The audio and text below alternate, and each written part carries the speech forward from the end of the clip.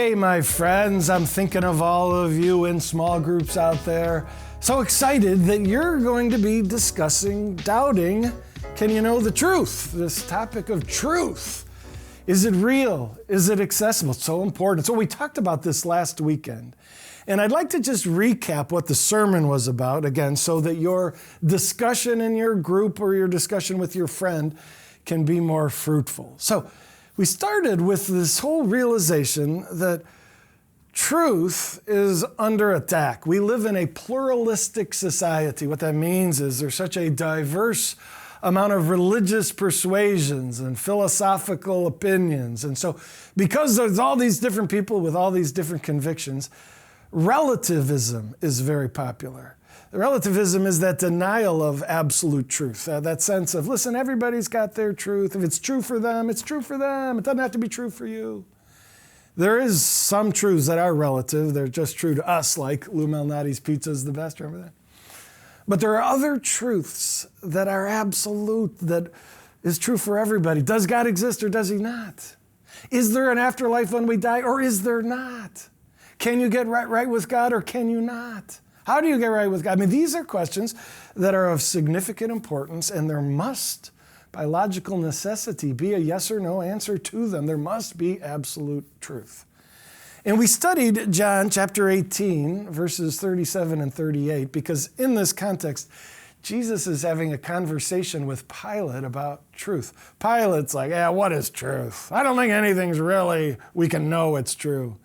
And Jesus was like, no. He's saying, I came to testify to the truth.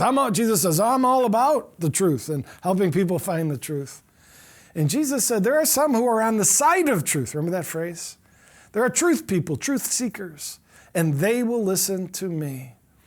We talked about how God made us for this quest, the quest for truth, and how we were born with God hiding truth like Easter eggs, but hiding the truth in places where everybody can find it if they'll simply look. And so, are you a truth seeker? Have you decided that you want your life to be one of pursuing what is real about these important topics? We talked about two places where you can find the truth. One is in the world, the creation, the beauty, the complexity, the design of the world we see speaks about there being a God, a designer. And the Word. The Word is Jesus and his book. Jesus came to reveal, to speak of the truth, and to show his book which reveals God's truth. And so we talked about the importance of starting with Jesus.